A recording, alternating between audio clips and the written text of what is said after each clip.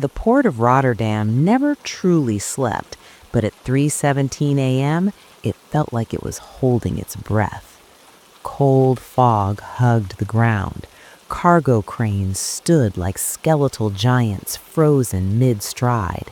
Containers towered in tight claustrophobic rows, forming metallic corridors where footsteps echoed, sharp and anxious. Detective Elias Vanek paused under a flickering floodlight, listening. Something was off. Not just the anonymous tip that dragged him out of bed, not just the report of odd cargo anomalies. There was something else, something quiet, something that felt almost intentional. Elias stepped between two container stacks, boots crunching on gravel. A thin metallic smell drifted from ahead, oil, steel, and a faint whisper of burnt rubber. He followed it until the dark opened into a clearing where a single shipping container sat crooked, its door slightly ajar. That wasn't normal. He approached slowly. The padlock hung broken, not cut, not smashed, unlocked, as if someone had the exact key. Elias's pulse thudded. He pushed the container door open with 2 fingers. Inside, emptiness. No crates, no manifest sheets, just a hollow metal chamber with scrape marks across the floor, like something heavy had been dragged out swiftly. He clicked his flashlight on. A single strip of torn packing tape hung from a hook, a footprint in fine dust, and a faint chemical smell, coolant, the kind used in high-end refrigeration units. He crouched and touched the floor. Still cold. "Damn," he whispered. "I missed them by minutes." A radio crackled behind him. "Inbound team approaching," the port security officer said. "We found 2 more containers with missing inventory." Elias exhaled slowly as he stood. 3 containers emptied, no alarm tripped, no suspicious vehicle recorded leaving. That meant only one thing: inside cooperation. He stepped outside, eyes scanning the yard again, senses sharpening. Fog rolled in thicker now. Something glinted faintly under the floodlight, an object wedged under the container wheel. Elias knelt and picked it up. A small black plastic tag, unmarked, glossy, standard shipping RFID, but not from this port. He pocketed it. Then something else caught his attention, a faint symbol spray-painted behind the container, barely visible, just 2 intersecting lines forming a narrow X inside a circle. Subtle, deliberate, like a sign between professionals. Before he could examine it further, an engine revved somewhere on the far side of the yard, a van, no headlights, moving fast. Elias sprinted toward the sound. He swung around the corner just in time to see a dark van slip through an unmonitored service gate, disappearing onto the open road. No plates, no identifying marks, just gone. Elias clenched his jaw. This was no petty theft. This was a coordinated international extraction. Behind him, the port yard buzzed to life as port officers, investigators, and forensic teams arrived, but Elias remained still, staring through the fog where the van had vanished. 3 containers emptied, no noise, no witnesses, no errors. This was a crew with experience, a crew that rehearsed, a crew that didn't panic, a crew that knew the entire port layout, the guard rotations, the blind spots. He pulled out the RFID tag again, turning it under the light. Singapore, Port Jurong, half a world away. That wasn't coincidence. Elias stepped back toward the container and took one last look at the cold metal interior, his mind assembling the timeline. They had been here fast, too efficient, and Rotterdam wasn't their first target. He knew it in his bones. This was just the first move in something much larger. He reached for his radio. "Get me Interpol," he said. "Tell them this isn't local. This is global." The fog swallowed his voice as he walked back across the yard, the vast port stretching into the darkness like a chessboard already mid-game. And someone out there, someone very smart, had already played their opening gambit. The Interpol task force room in The Hague buzzed like a hornet's nest as Elias walked in. Screens flickered with port maps, satellite images, shipping manifests, and live feeds from major cargo terminals around the world. The air was thick with urgency. Paper coffee cups stacked like abandoned towers on desks, and half-erased notes filled every whiteboard. Ingrid Maul, already seated at the conference table, lifted her eyes the moment Elias stepped inside. She looked exhausted but alert, the kind of sharpness only adrenaline and too many unslept nights could forge. "You saw the footage?" Elias asked. She nodded. The van didn't hit a single checkpoint. They knew exactly where every camera rotated, every blind angle, every outdated sensor. Ingrid exhaled deeply. "This isn't local theft. This is a traveling operation. They've hit Singapore twice this year, Hamburg 3 times, Antwerp last month." She spun her laptop toward him. A map of the world unfolded. Pins, dots, connections traced in thin red threads. Every thread led to the same conclusion: a moving, evolving crew with global reach. The task force coordinator, Marcus Guiraud, entered with a stack of classified dossiers. He dropped them on the table, the files spreading like a deck of fate. "Gentlemen, lady, Rotterdam was not their goal," Marcus said grimly. "It was a transfer point." Elias flipped open one file. High-value electronics, gone. Another, designer pharmaceuticals, gone. A third, microchips, rare and expensive, vanished. All transported in refrigerated containers, all requiring precision timing, all gone without a trace. "It's a chain," Ingrid murmured. "Every shipment picked up exactly 27 hours after arrival. Same time window, same extraction method." "And they don't take everything," Marcus added. "They leave some high-value goods untouched. That's the part that bothers me." Elias froze. Selective theft, purposeful extraction, meaning someone had a buyer or a list dictating exactly what was worth stealing. He scanned another file. Almost everything taken was either scarce, backlogged in production, or forbidden to resell openly without government clearance. "You're saying," Elias began. Ingrid finished the sentence for him. "They steal only what someone already purchased on the black market. A prepaid Heist, custom ordered, clean, surgical. The crew wasn't stealing at random, they were fulfilling client lists." A sharp beep echoed from Ingrid's laptop. New information, a coded alert. She clicked it open. A report from Singapore. A container, refrigerated, had gone missing from Port Jurong 3 hours ago. Elias and Marcus exchanged a look. "That's their window," Elias said.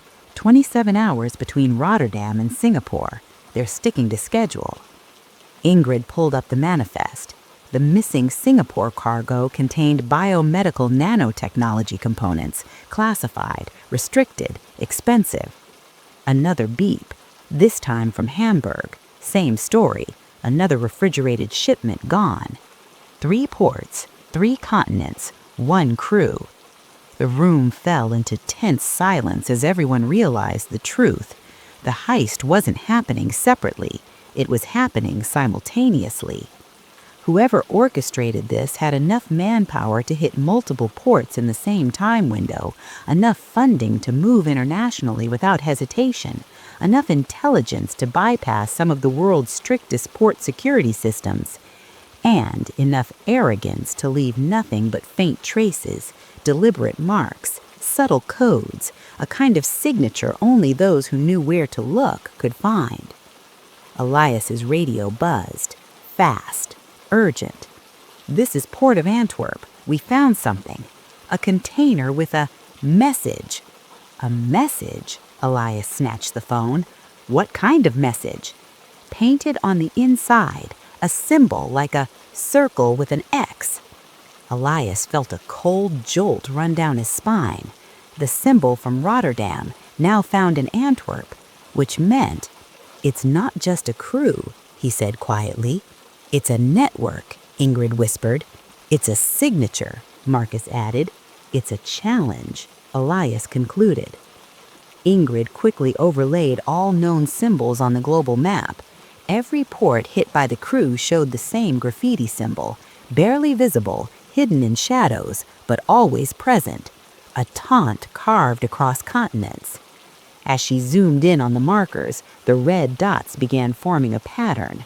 Not random, not scattered, intentional. A ring, a circular route across Europe, Asia, and South America.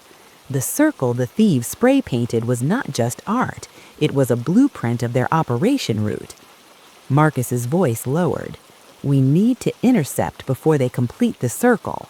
Whatever's at the final port, that's their real prize." Elias leaned forward, steadying the map. Every ring has a center. Every circle hides an origin. Every network has a command point. Then he saw it. A port not yet hit. A city with the world's busiest cargo turnover. A place where a single missed shipment could blend into millions. Dubai, Jebel Ali Port. It was next. "Prepare the team," Elias said, grabbing his coat. "We're flying out tonight. This ends before their circle closes." And for the first time since the investigation began, he felt something shift. Not confidence, not certainty, but momentum.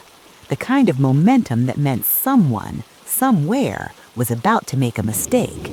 And when they did, he would be waiting. In Dubai, the city felt like it had been carved out of light. Glass towers rising like frozen flames, neon reflections shimmering on spotless highways, and an air of wealth so thick you could almost feel it brushing your skin. But beneath the glamour lay something else, a quiet, unspoken truth that Dubai was a crossroads for money, clean, dirty, and everything in between. For Alex, that meant opportunity. For the team, it meant danger. They had come here not to steal anything, but to meet someone who could make the entire heist either possible or impossible. His name was only known as the Broker, and in this world, that was enough. The broker operated like a shadow nobody could pin down. No online presence, no photographs, no digital footprint. The only proof he existed were the whispers that followed high-level transactions, transactions that seemed too large, too precise, too invisible to be real. People said he once laundered $500 million in a single afternoon without touching a single bank. Others called him a myth, an urban legend engineered by criminals to scare one another. But Alex knew he was real. More importantly, Alex knew that without him, the second phase of the international heist would fall apart before it even began. The meeting location was chosen by the broker, naturally, an abandoned construction site on the outskirts of Dubai Marina. It was the kind of place nobody would look twice at, where unfinished pillars cast long shadows over dusty concrete and the wind whipped loose tarp sheets into ghostly shapes. As the team approached the site, May watched the surrounding rooftops, scanning for snipers or surveillance drones. She didn't trust anyone who insisted on secrecy at this level, especially when that secrecy came wrapped in luxury and power. Reed carried a metal briefcase, not filled with money, but with something the broker demanded more than cash: leverage, hard evidence that they had something worth his time, encrypted files showing detailed schematics of the cargo routes, the exact timestamps of the armored transports, and the vulnerabilities in each country's security protocols. information so dangerous that even possessing it was practically a crime in half the world. They entered the gutted building carefully, each one silently choosing potential cover points, exits, and worst-case escape options. Didn't matter how professional the meeting was supposed to be, every criminal who survived did so by assuming every handshake could become a gunshot. A single man stood waiting near the center of the empty floor. He wore an all-white fob, a gold watch with no visible brand, and sunglasses even though there was barely any light. His posture was too relaxed for someone without backup, meaning his backup was probably close, invisible, and already targeting them. "Mr. Alex," the man said in a smooth, polished accent that had been shaped by multiple countries but belonged to none. "You've come far. I admire that. Risk is the tax of ambition." Alex nodded, keeping his distance. "We're not here to admire each other. You know what we need." The broker smiled faintly.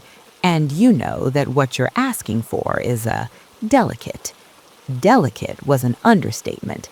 The broker was the only person who could move stolen diamonds, gold, and crypto assets across borders without triggering any of the international financial watchdog systems.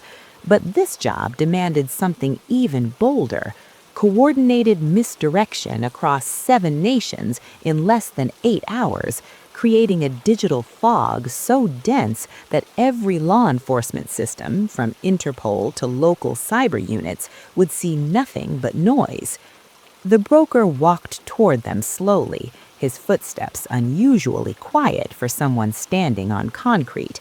His bodyguards, though invisible, made their presence known by subtle reflections from high places, the faint glint of metal, the slight crunch of sand where no one was standing.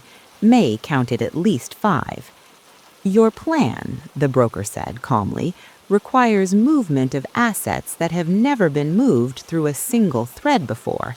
7 nations, 4 currencies, 3 oceans, and 12 distinct surveillance grids. You want to pull off a miracle." Reed opened the metal briefcase and tilted it slightly so the broker could see the encrypted tablet.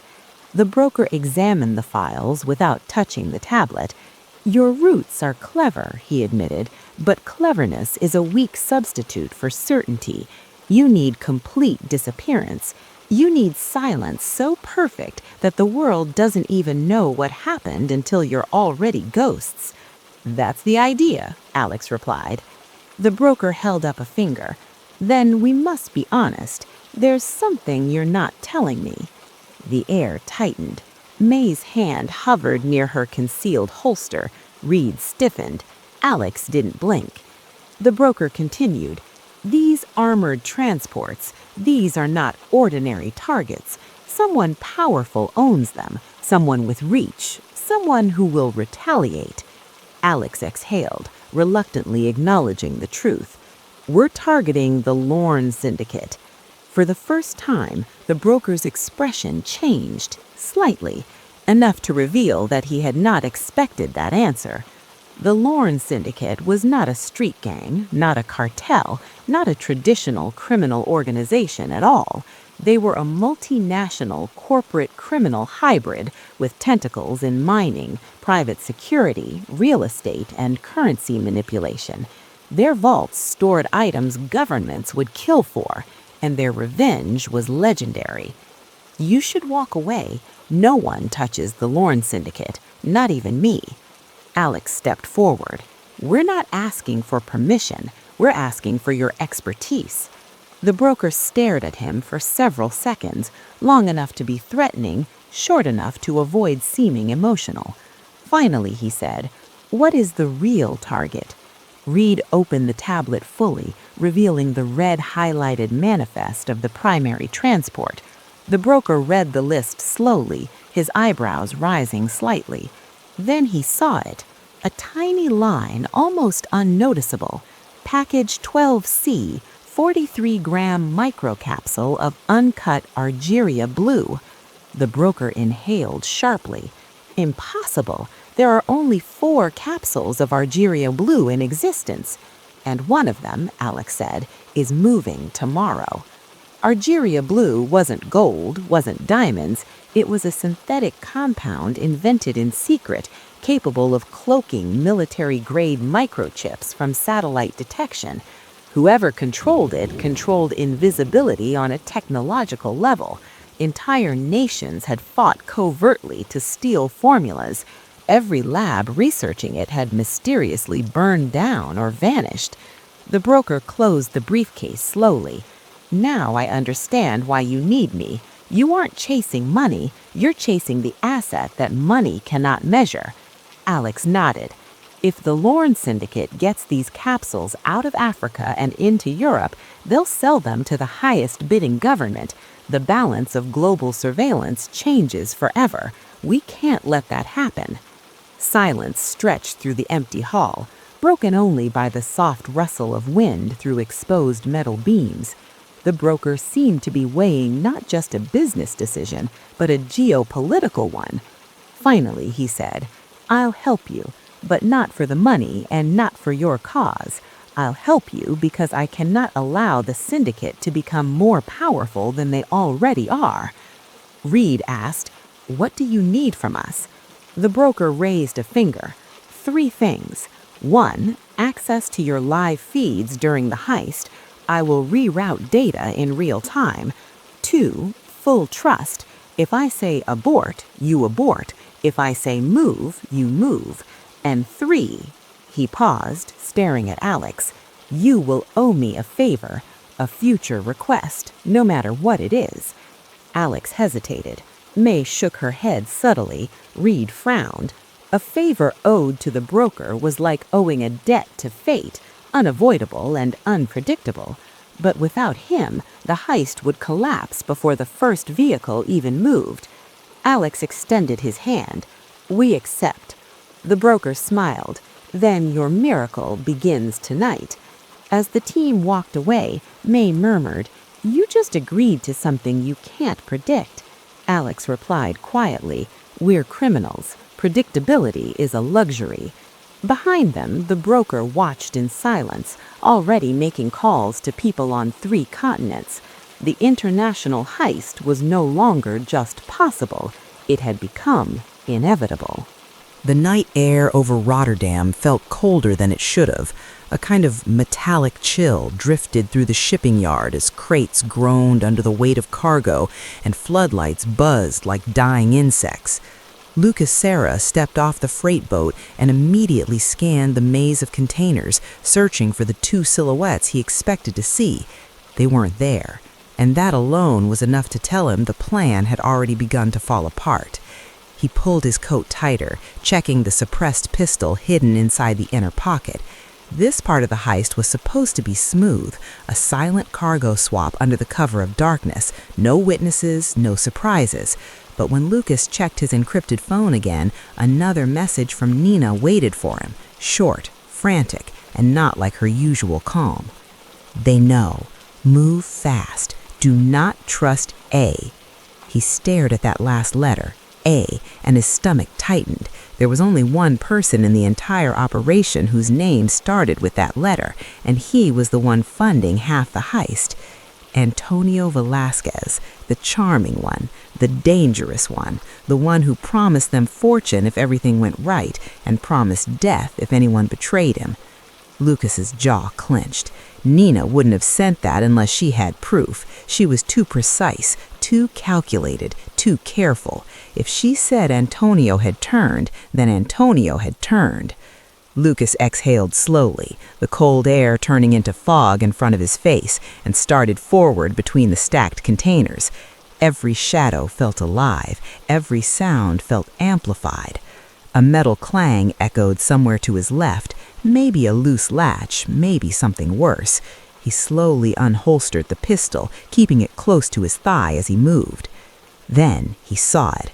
The missing shipping container, the one with the stolen diplomatic vault inside, its door cracked open just 2 inches, enough to suggest someone was already there, already moving ahead of schedule. Lucas approached cautiously. Inside the container, the light was dim. Only the pale yellow of a battery lamp illuminated the small metallic vault in the center, the same vault they'd stolen from a private jet in Dubai, the same vault that held documents worth more than gold, the kind of information world governments would kill to keep buried. But something was wrong, very wrong. The vault was open, empty. Lucas froze. No. He rushed forward, inspecting the interior. The steel was clean, no scratches, no signs of force. Whoever opened it had the exact access code, which meant it was one of them, someone inside the crew, someone with full clearance. And then Lucas saw it, a single black playing card left at the bottom of the vault. A spade, the ace, Antonio's signature mark. Lucas's pulse hammered as footsteps crunched outside the container. He whipped around, pistol raised. A voice spoke from the shadows, calm, smooth, mocking. "Looking for something, hermano?" Antonio stepped into the light, hands relaxed at his sides, wearing that infuriating half smirk he saved for moments right before he shot someone. 2 armed men flanked him, heavy rifles, trigger ready, eyes emotionless. Lucas didn't lower the gun. "Where's Nina? What did you do?" Antonio shrugged lightly. "Nina made her choice, and I made mine." He circled Lucas slowly, like a predator measuring distance. "The documents inside that vault are worth billions, and more importantly, they give me leverage over people who once controlled me. I'm taking them, all of them." Lucas's jaw clenched. "You're gonna sell them." Antonio's smile widened. "Of course I am, and you're not needed anymore." One of Antonio's guards stepped forward, rifle rising. Lucas didn't hesitate. He dove behind the vault pedestal as bullets tore into the metal walls, sparks exploding around him. He hit the ground hard, rolling behind a crate, and fired 2 precise shots in the direction of the muzzle flashes. One guard dropped instantly, the other ducked for cover. Antonio cursed. Lucas didn't wait. He sprinted out of the container, ducking behind stacked crates as more gunfire chased him. The entire yard echoed with violence, metal clanging, bullets whining off steel. Lucas scanned the maze of containers, searching desperately for an exit route. Then he saw her. Nina, limping towards him, her camera bag slung over her shoulder, jacket stained with blood at the hip. Her eyes widened when she spotted him. "Lucas!" Before she could finish, Antonio emerged behind her, grabbing her by the hair and pressing a gun to her throat. Lucas froze. "Let her go." Antonio barked a laugh. "You two, always thinking you're smarter than me." He tightened his grip on Nina, who winced in pain but never broke eye contact with Lucas. She didn't want him to negotiate. She wanted him to fight. Antonio dragged her backward, using her as a shield. "Drop your weapon, hermano, or she dies right here." Lucas hesitated, his breath shallow, his mind racing. He could make the shot, but only if Nina moved. She must have sensed it. She must have known, because in one sudden movement, she stomped backward on Antonio's foot and twisted her body, giving Lucas the opening he needed. The gunshot cracked through the night. Antonio stumbled, clutching his shoulder. Nina broke free, diving to the ground. Lucas sprinted towards her, firing twice more to keep Antonio pinned down. But Antonio ducked behind a forklift, disappearing into the shadows as the remaining guard fired suppressing rounds to cover his escape. Then, silence. Heavy, deadly. Nina gripped Lucas's arm. "He has the documents. He's heading for the private dock. He'll fly out before sunrise." Lucas steadied her. "You're hurt." "I'm fine," she said through clenched teeth. "But if he gets away with those files, entire governments will fall. We need to stop him." Lucas helped her stand, and together they ran across the yard towards the marina. The cold night wind whipped across their faces as the first hints of dawn crept over the horizon, painting the sky with pale blue streaks. At the far end of the dock, Antonio's speedboat was already roaring to life. He stood on deck, clutching a waterproof case, the documents, while shouting orders to his last 2 men. Lucas and Nina sprinted along the pier. Antonio spotted them. He lifted his pistol, fired. The bullet struck the wooden plank just inches from Nina's foot. Nina swerved, diving behind a bollard, while Lucas fired back, forcing Antonio to duck behind the boat's console. The engine roared louder. The boat began pulling away from the dock. Nina looked at Lucas, breathless. "We can't let him reach international waters." Lucas made a split-second decision and grabbed a coil of rope hanging off the dockside. As the boat drifted past, he ran and leapt, catching the boat's railing with one hand. His body slammed against the hull, pain shooting through his ribs, but he held on. Antonio turned, eyes blazing with hatred. "You just don't know when to die." Lucas pulled himself aboard as Antonio swung the pistol around. A shot rang out, grazing Lucas's arm. Lucas tackled him. The pistol went flying. Both men crashed onto the deck as the boat violently cut through the waves. Antonio threw a punch. Lucas blocked and countered with a sharp elbow to the jaw. Antonio reeled, but grabbed a metal wrench from the toolkit and swung it. Lucas dodged narrowly, the wrench smashing into the railing with a crack. Waves surged, wind howled, the boat tilted dangerously. Lucas lunged forward, grabbing Antonio by the wrist, twisting hard. The wrench fell into the sea. They grappled, slipping, slamming into the side railing, their bodies locking in a brutal struggle. Antonio snarled, "The world belongs to the man bold enough to take it." Lucas spat blood. "You mistake boldness for greed." Antonio shoved him backward, reaching for the waterproof case, but Lucas lunged again, slamming Antonio against the throttle lever. The boat jerked violently, veering towards the rocky coastline. Antonio lost his balance just long enough. Lucas struck. He delivered the final, crushing blow to Antonio's jaw. Antonio crumbled, unmoving. Lucas grabbed the wheel, steering hard to avoid the rocks, while Nina's distant shouts echoed from the dock.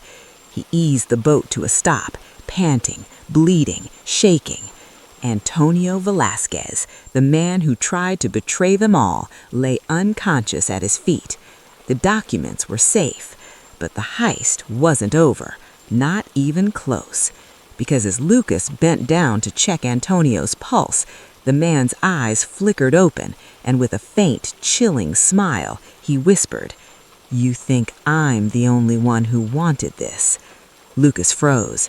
Nina, reaching the boat at last, froze too, because that single sentence changed everything. The betrayal ran deeper than any of them imagined, and someone else, someone powerful, was still out there, waiting, watching, ready to claim what Antonio failed to steal. The sun had not yet risen, but a thin line of silver began to creep across the horizon as Lucas tied Antonio's hands behind his back. The speedboat rocked gently now, its engine idling, its violent sprint across the water a fading memory, replaced by the unnerving calm that follows chaos. Nina climbed aboard, wincing from her wound but refusing to sit. Her eyes scanned Antonio's motionless form, then drifted slowly to Lucas, searching for answers neither of them yet had. "Did he say anything else?" she asked, voice strained. Lucas shook his head. "Just that he's not the only one who wanted the documents." Nina's jaw tightened.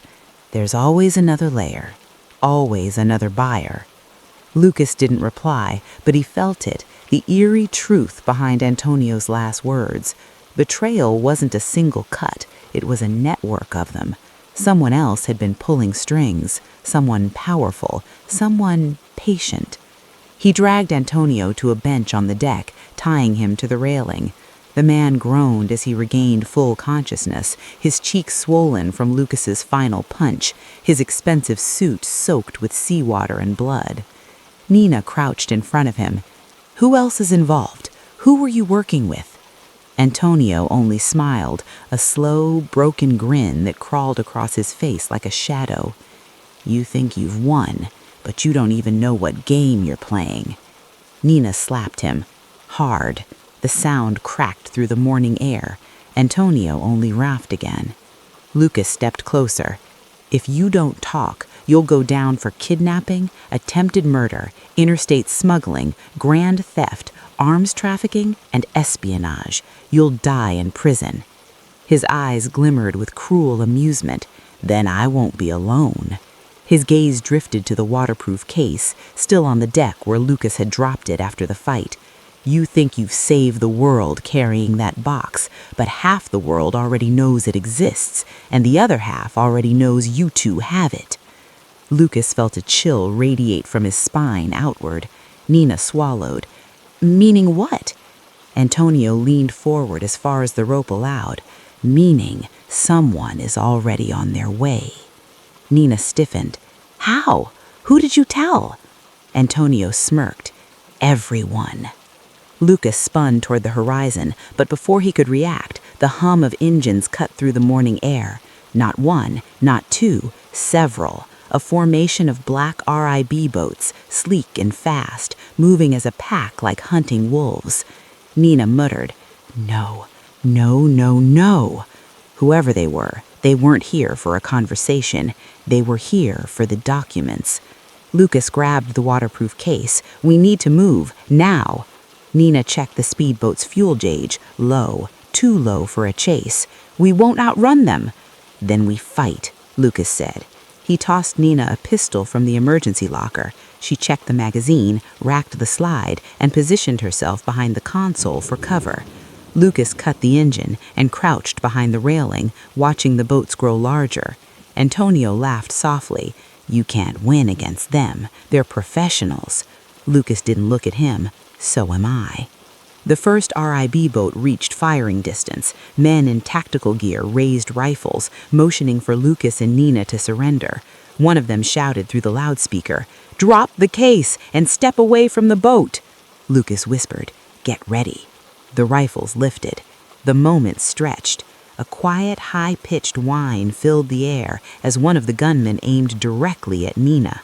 Lucas didn't wait for the shot. He fired first. The bullet hit the gunman square in the shoulder, sending him tumbling into the water.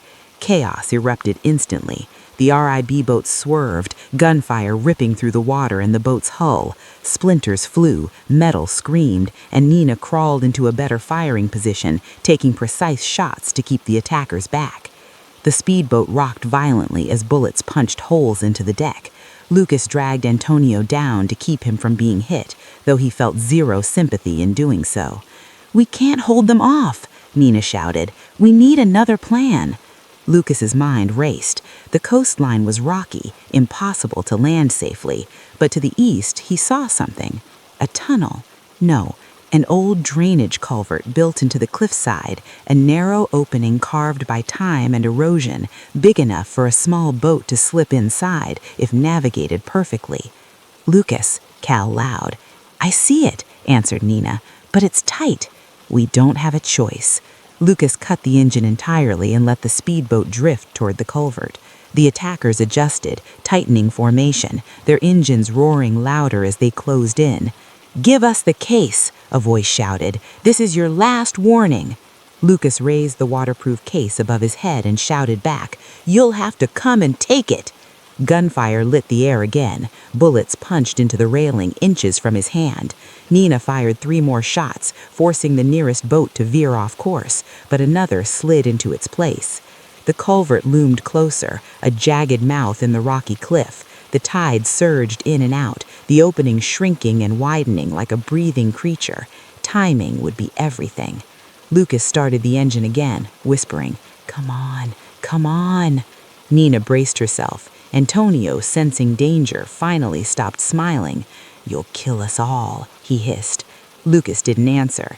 He gunned the engine. The boat surged forward. The RIBs followed instantly. Wind tore at their faces. Water exploded on both sides. The dark opening rushed toward them like a void waiting to swallow them whole. "Now, Lucas!" Nina yelled. Lucas steered hard to the left, then whipped the wheel right, a maneuver that sent the boat skidding sideways, slipping into the culvert with inches to spare. The hull scraped stone violently. The engine screamed. Nina ducked her head as rocks scraped above her hair. One of the pursuing boats tried to follow and slammed against the cliff wall, flipping instantly in a spray of water and debris. The others stopped at the entrance, reluctant to risk the same fate. Inside the culvert, The world fell silent except for the echoes of dripping water and the sputtering engine. A tunnel of stone surrounded them, narrow but deep, leading them away from the open sea. The attackers remained outside, shouting commands, but the stone muffled everything. Lucas slowed the boat until it drifted on its own. Nina finally let out a shaky breath. "We made it." Antonio laughed again, this time weaker, bloodier. "You made it into a cave, but you're still trapped, and they're waiting outside." Lucas faced him. "We have what they want, which means we still have leverage." Nina nodded. "Let's see what's inside this damn case." She placed the waterproof case on the deck and opened the latches. Inside, documents were neatly stacked. Surveillance maps, classified intelligence files, encrypted hard drives, diplomatic contracts, and something else. A ledger. Old, worn, hand-stitched, the kind criminals used decades ago. Lucas opened it, and his breath caught. Every page detailed operations from different crime syndicates, political factions, black market brokers, and private intelligence networks. Names, dates, deals, bribes, assassinations, everything recorded meticulously. Nina whispered, "This isn't just evidence, it's a kill list." Antonio smirked, "And now you understand why everyone wants it." Lucas stared at the pages. The ledger wasn't just evidence, it was the key to collapsing half the criminal underworld and half the political world tied to it. Whoever controlled this book controlled empires. Nina closed it carefully. "We can't keep this. It's too dangerous." Lucas agreed. "We turn it in, but not to the police, not to any government. They're already compromised." "Then to who?" Lucas took a slow breath. "To the only people who still care about truth being exposed, the ones who aren't afraid to publish what no one else will." Nina's eyes widened. "Journalists?" Lucas nodded. "Not just any. The international consortium you used to intern for. They can protect the story and protect us." Antonio laughed through his broken teeth. "You think exposing the truth will save you. You'll paint a target on your backs forever." Lucas leaned close. "Not if the world is watching." Outside the culvert, engines revved again. The attackers were repositioning. Time was running out. Nina clutched the ledger. "Then we finish this, now." Lucas started the engine once more, determined. The culvert opened to a second exit toward the inland channel, a narrow river system that emptied near the abandoned rail yard. It was dangerous, unpredictable, but it was their only route. "Let's go," Lucas said. Nina secured the documents, Antonio glared, and the boat roared into the tight, twisting tunnel. The final escape had begun, and whatever waited for them outside, the world would soon learn the truth about the heist that stretched across continents.